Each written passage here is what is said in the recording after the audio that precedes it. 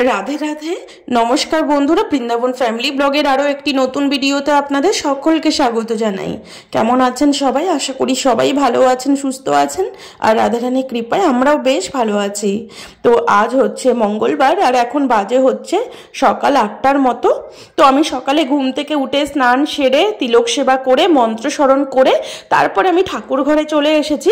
ঠাকুর ঘরে এসে ঠাকুর ঘর ঝাড়ু লাগিয়ে মুছে পরিষ্কার করে নিয়ে সেবার জিনিসপত্র সব গুছিয়ে নিয়ে আমি সেবাতে বসে পড়েছি। তো প্রথমে আমি চিত্রপটে সেবা কমপ্লিট করি, মানে আমার মহাপ্রভু নিত্যানন্দ প্রভু, অদ্বৈত প্রভু, গদাধর শ্রীবাস প্রভু, এই পঞ্চতত্ত্বের চিত্রপট আছেন, 6 গোস্বামী গুরুবর্গ আর গুরুদেবের চিত্রপট আছেন। তো প্রথমে চিত্রপটে সেবা কমপ্লিট করতে হয়। তো চিত্রপটের সেবা আমি কিভাবে করি, প্রথমে মহাপ্রভুকে গুরুদেবকে ঘুম থেকে জাগিয়ে তুলতে হয়। চিত্রপটে যে গুরুদেব আছেন, গুরুদেবকে জাগিয়ে তুলে গুরুদেবের চিত্রপট মুছে পরিষ্কার করতে হয়, গুরুদেবকে আচমনের জল দিতে হয়, তারপরে গুরুদেবকে স্নানের জল দিতে হয়, দিয়ে তারপরে গুরুদেবের চিত্রপট মুছে পরিষ্কার করে নিয়ে তারপরে চন্দন বেটে গুরুদেবের কপালে চন্দন দিয়ে তারপরে গুরুদেবের সেবা কমপ্লিট করে তারপরে গুরুদেবের অনুমতি নিয়ে তারপরে মহাপ্রভু নিত্যানন্দ প্রভু, অদ্বৈত প্রভু, গদাধর প্রভু, শ্রীবাস প্রভু সবার সেবা করতে হবে।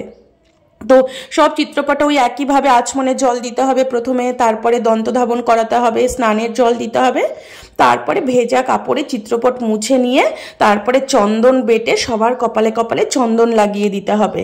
তো এইভাবে চিত্রপটের সেবা কমপ্লিট হয়ে গেলে তারপরে আমার গোপীনাথকে ঘুম থেকে জাগিয়ে তুলি গুরুদেবের অনুমতি নিয়ে। তারপরে আমার গোপীনাথকে ঘুম থেকে জাগিয়ে তুলে তারপরে গোপীনাথের আচমনের জল দিতে হবে। গোপীনাথকে আচমন করিয়ে নিয়ে তারপরে গোপীনাথকে স্নান করিয়ে নিয়েছি। স্নান করানো হয়ে গেলে তারপরে গোপীনাথের শরীর ভালো করে কোমল বস্ত্র দিয়ে মুছে দিতে হবে। মুছে দিয়ে নিয়ে তারপরে আমি এখন গোপীনাথের শৃঙ্গার করছি। শৃঙ্গার কমপ্লিট হয়ে গেছে। তো আজ হচ্ছে মঙ্গলবার, তো তার জন্য কিন্তু আজকে আমার গোপীনাথকে আমি গোলাপি রঙের ড্রেস পরিয়েছি। তো এক এক দিন এক এক রকম কালারের ড্রেস পরাতে হবে। সোমবারে সাদা, মঙ্গলবারে গোলাপি, বুধবারে সবুজ, বৃহস্পতিবারে হলুদ, শুক্রবারে সাদা, শনিবারে নীল, রবিবারে লাল। এই 7 দিনে 7 রকম কালারের ড্রেস পরাতে হয়। আর আমি যে আমার গোপীনাথকে ড্রেসগুলো পরাই না, এগুলোই ড্রেস কিন্তু আমার বাবা বাড়িতেই মেশিনে হাতে বানিয়ে দেয়।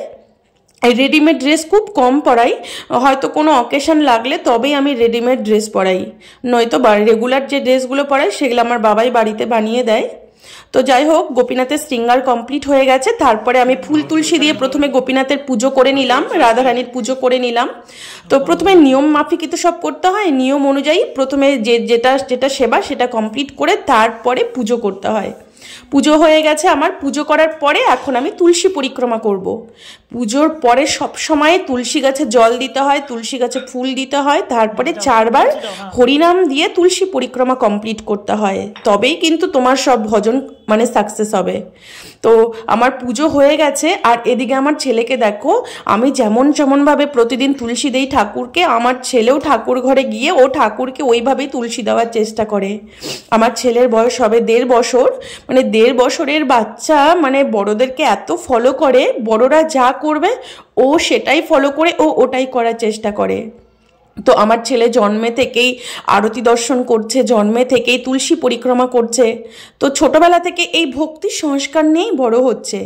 আর ও বড় হয়ে ওই কিন্তু ভক্তিই করবে। ছোটবেলা যে সংস্কারে বাচ্চাকে বড় করা হয় সেই সংস্কারেই কিন্তু ও বড় হয়ে উঠবে। তো আমি চাই, আমি যেমনভাবে ছোটবেলা থেকে আমার গোপীনাথের সেবা পুজো করেছি, ঠিক আমার ছেলেকে ছোটবেলা থেকে এইভাবেই সেবা পুজো শিখিয়ে আমার ছেলেকে বড় করে তুলব। এই ভক্তি ছাড়া জীবনে তো কোনো কিছুই সত্যি না, ভক্তি একমাত্র সত্যি। এই জন্য আমার ছেলেকে ছোটবেলা থেকে আমি ভক্তি শিক্ষাই দিতে চাই, যাতে ছেলে বড় হয়ে ওই ভক্তিই করে, বড় হয়ে যেন ভগবানকে ভুলে না যায়। এই জন্য ছোটবেলা থেকেই ওকে চেষ্টা করছি প্রতিদিন আমরা যেমনভাবে পুজো, সেবা, আরতি দর্শন, তুলসী পরিক্রমা, ওই একইভাবে আমার ছেলেকে ওইভাবেই বড় করে তুলতে চাই। এই জন্যই তো আমরা ভক্ত ঘরে জন্ম চাই, যে ভক্ত ঘরে জন্ম হলে কখনো ভগবানকে ভুলে যেতে পারবো না, আর অভক্ত ঘরে জন্ম হলে ভগবানকে ভুলে যাব।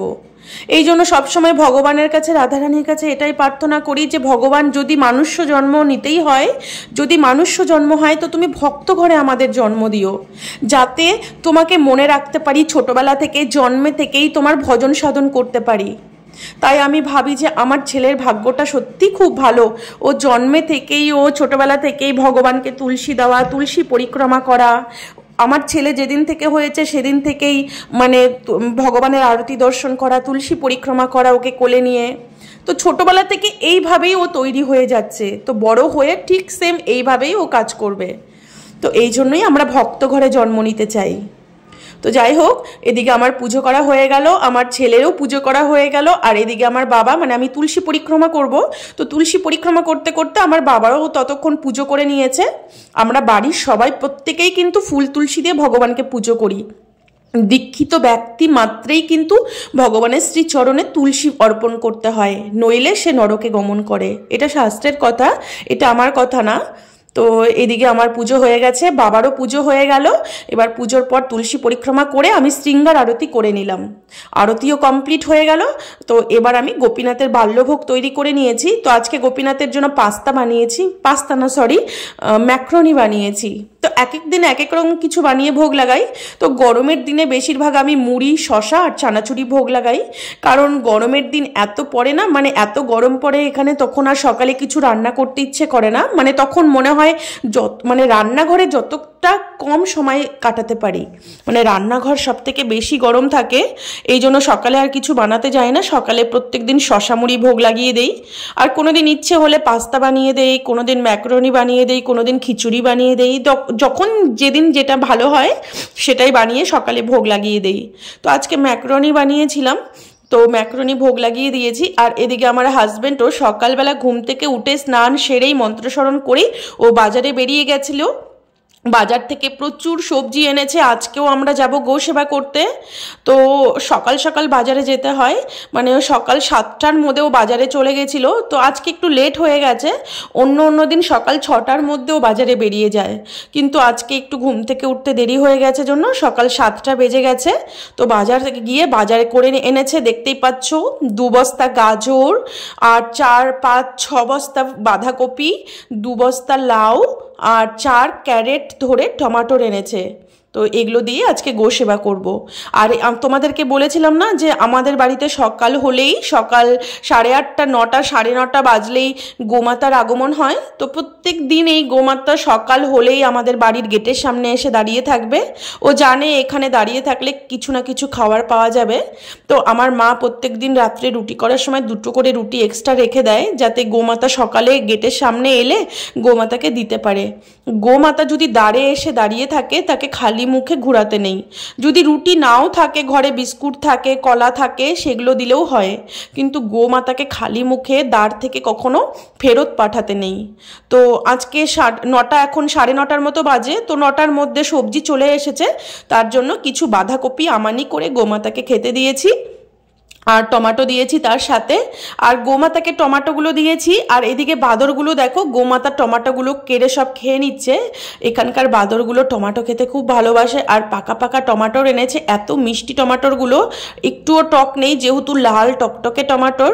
তো গোমাতা এদিকে বাঁধাকপি খাচ্ছে, আর এদিকে টমেটো দিয়েছি, আর এদিকে মা বাঁধাকপি আমানি করছে। তো সকালে আমি ম্যাকারনি ভোগ লাগিয়েছিলাম, সেটাই আমরা সকালে প্রসাদ পেয়ে নিয়েছি। তো প্রসাদ পেয়ে এখন আমি রান্না করব, আমি গো সেবা করতে যাওয়ার আগে রান্নাটা কমপ্লিট করে দিয়ে যাব মাকে। আর এদিকে মাও বাঁধাকপি আমানি করছে, প্রচুর বাঁধাকপি, 400 কিলো বাঁধাকপি আছে এখানে। তো সব বাঁধাকপি আমানি করেই নিয়ে যাব, মানে কেটে নিয়ে যাব। আমরা তো কাটা শব্দটা ইউজ করি না, আমরা কাটা শব্দর বদলে আমানি শব্দটা ইউজ করি। আমাদেরকে কাটা শব্দ ইউজ করতে নেই, যেহেতু আমাদের ভগবানের ভোগ লাগে। তো তার জন্য আমরা সবসময় সবজি আমানি বলে থাকি। আর এদিকে গোমাতাকে বাঁধাকপি দিয়েছি, আর গোমাতার জল তৃষ্ণা পেয়ে গেছে, কারণ এখন গরমের দিনে কিন্তু গোমাতাদের খুব জল তৃষ্ণা পায়। তো এই জন্য আমরা জলের বালতি ভরেই রাখি, গোমাতা গেটের সামনে এলেই আগে জলের বালতিটা নিয়ে গিয়ে গোমাতার সামনে দিই। আর গোমাতা কিন্তু প্রচুর জল পান করে।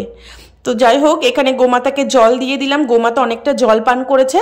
আর এদিকে মা আর এদিকে বাঁধাকপি আমানি করে করে বস্তাতে ভরছে। তো আজকে প্রচুর সবজি এনেছে।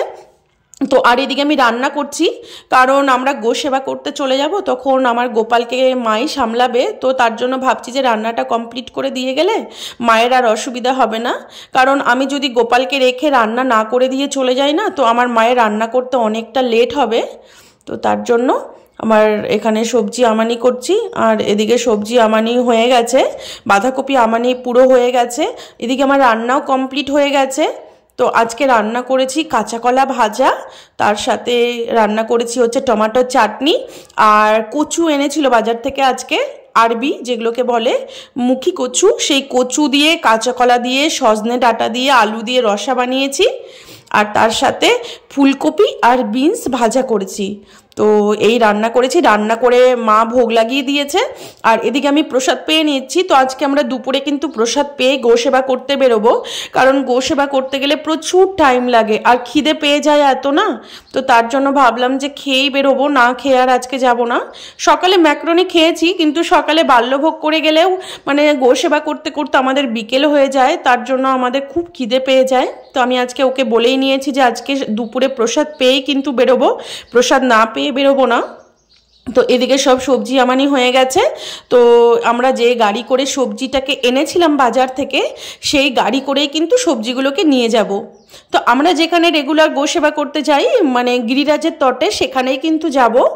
তো এখানে তো প্রচুর গোশালা আছে, কিন্তু গোশালায় কেন যাই না জানো, গোশালায় প্রচুর ডোনেট পড়ে, আর গোশালায় গরুদের খাওয়ার অভাব নেই, কিন্তু যেগুলো ছেড়ে দেওয়া গরু থাকে এখানে প্রচুর ছেড়ে দেওয়া গরু আছে। তো সেগুলোকে যদি আমরা না খেতে দেই, মানে কোনো না কোনো ভক্তের মাধ্যমে তাদের খাওয়ার আসছে। দেখো, রাধারানীর চরণ আশ্রয় করে তারা আছে, তাদের কি কোনোদিন খাওয়ার অভাব হতে পারে? কিন্তু কোনো না কোনো ভক্তের মাধ্যমে ভগবান জাগিয়ে দিচ্ছে যে যাও তার এই গোমাতাগুলোকে এই খাওয়ারগুলো দিয়ে এসো। তো প্রত্যেক দিন সকাল হলেই সবজি মন্ডি থেকে গাড়ি গাড়ি সবজি এনে এই গিরিরাজের তটে ঢালা হয়, গোমাতাদের খেতে দেওয়া হয়। আমরা তো আর প্রত্যেক দিন করতে পারি না, কিন্তু এমনও মানুষ আছে, এমনও যারা ভক্তরা আছে, যারা প্রত্যেক দিন সকাল হলেই তাদের মানে গাড়ি ঠিক করাই থাকে, গাড়িওয়ালাকে ফোন করে বলে দেয় যে এত কুইন্টাল সবজি নিয়ে গিয়ে গিরিরাজের তটে যত গোমাতা আছে সবাইকে ঢেলে দাও, সবাই যেন খেতে পারে। তো দেখো রাধারানীর কি মহিমা, রাধাকুণ্ডে বৃন্দাবনে রাধারানীর এই ব্রজধামে যারা রাধারানীর শ্রী চরণ আশ্রয় করে পড়ে থাকবে তাদের কোনোদিন খাওয়ার অভাব হবে না। এই বৃন্দাবন ধামে কোনোদিন কেউ না খেয়ে থাকে না, এটা বৃন্দাবন ধামের প্রভাব। মানুষ তো দূরের কথা, বাদর বলো, গরু বলো, এমনকি জলের মাছগুলোকে পর্যন্ত খেতে দেওয়া হয় প্রত্যেক দিন। এখানকার ব্রজবাসীরা সকাল বিকাল হলেই ওরা তো রুটি খায়, এবার রুটি করার সময় যখন আটা মাখা হয়, কিছুটা আটা ওরা কি করে পরিক্রমা দিতে আসার সময় আটাটাকে নিয়ে আসে বেঁধে করে, আর সেই আটাটাকে এনে রাধাকুণ্ডে যত মাছ আছে, রাধাকুণ্ডে কিন্তু প্রচুর বড় বড় মাছ আছে, তো সেই ব্রজবাসী মায়ারা এনে সেই মাছের সেবা করে। সত্যি এখানকার মহিমা আমি হাজার মুখে বলেও শেষ করতে পারবো না। ব্রজধামের মহিমা এখানে যারা আছেন, যারা এই ভক্তিপথে চলছেন, ভজন করছেন, তারা কিছুটা হলেও অনুভব করতে পারবে যে ব্রজধামের কি মাহাত্ম্য। এখানে মানুষ তো দূরের কথা, এখানে যে পশু পাখি কীট পতঙ্গ এমনকি পিঁপড়েগুলোকে পর্যন্ত খেতে দেওয়া হয়। এখানে যত পিঁপড়ে আছে, মানে এই গরমের দিন হলেই পিঁপড়ের বাসা বেরোবে আর পিঁপড়ে বেরোবে, শীতের দিনে তো পিঁপড়ে দেখা যায় না, তারা তো গর্তের ভিতর ঢুকে থাকে। এবার গরমের দিন হলেই যত পিঁপড়ে আছে সব গর্তের বাইরে বেরিয়ে আসবে, আর তাদেরকে না বেসন খেতে দেওয়া হয়, বেসন, তারপরে চিনির গুঁড়ো, তারপরে হচ্ছে চিনি খেতে দেওয়া হয়, বেসন খেতে দেওয়া হয়, বুড়ো খেতে দেওয়া হয়, মানে যেগুলো পিঁপড়ে খেতে পারে। মাছগুলোকে আটা খাওয়ানো হয়, বাদরগুলোকে কলা খাওয়ানো হয়। সত্যি মানে প্রেম দেখতে গেলে, ভক্তি দেখতে গেলে তোমাকে ব্রজধামে আসতে হবে। ব্রজবাসীদের মতো প্রেম আমাদের মনে বাঙালিদেরও কোনোদিনই হবে না এরকম প্রেম। সত্যি ব্রজমায়াদের যে প্রেম, প্রত্যেকটা দিন আটা মেখে সেই আটা এনে রাধাকুণ্ডের মাছকে খাওয়াবে, ললিতা কুণ্ডে মাছকে খাওয়াবে। তো তারা যদি না খেতে দেয় তারা কোথায় থেকে খাওয়া পাবে? তো রাধারানী কি করে ভক্তদের মনে জাগিয়ে দেয়, তোমরা এই গোমাতাদের এগুলো খেতে দেবে, মাছকে আটা খাওয়াবে। এখানে যে কুকুরগুলো আছে না, সেগুলোকেও বিস্কুট খাওয়ানো হয়, কারণ এটা গিরিরাজ পরিক্রমা মার্গ, এটা হচ্ছে ভিতরের রাস্তা। এই রাস্তা দিয়ে প্রচুর ভক্তবৃন্দ রোজ পরিক্রমায় যাচ্ছে। তো পরিক্রমা যেতে যেতেই কোনো ভক্তের হয়তো মনে ইচ্ছে হয় যে এই গোমাতাগুলোকে কলা খাওয়াবো, আর এখানে সব দোকান আছে, এখান থেকে কলা কিনে কিনে কেউ কলা খাওয়াচ্ছে, কেউ গাজর খাওয়াচ্ছে, কেউ ক্ষীরা খাওয়াচ্ছে।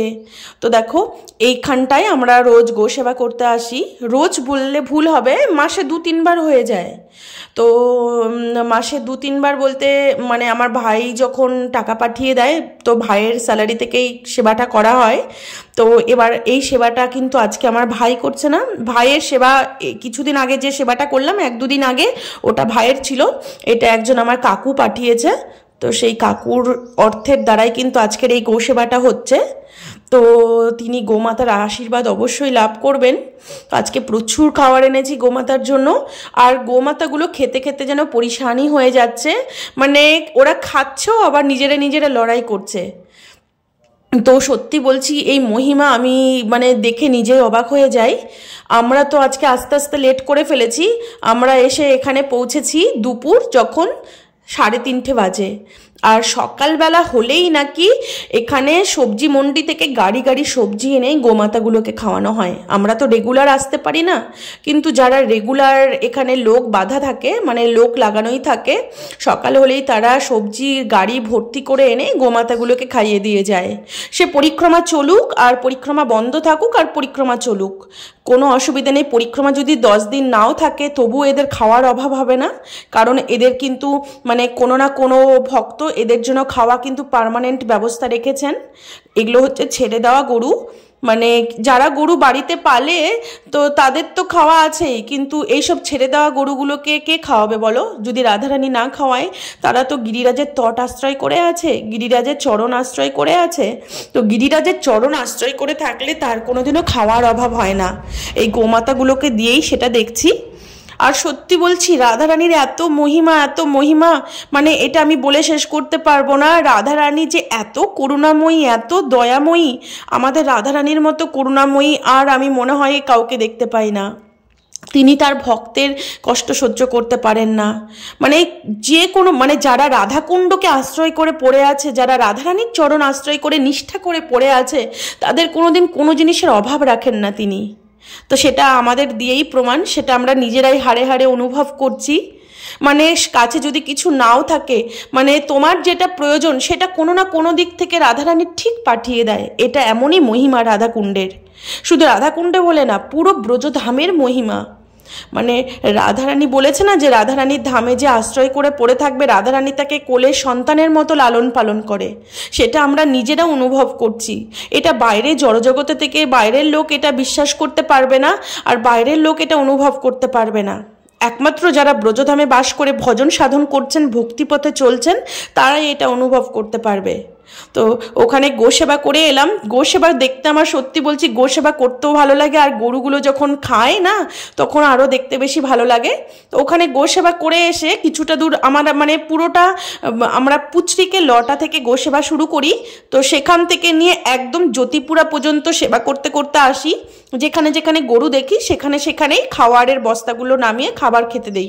তো এখানে একদল নীলগাই দেখছি, আর এই নীলগাই কিন্তু একমাত্র এই গিরিরাজের তটেই তোমরা দেখতে পাবে।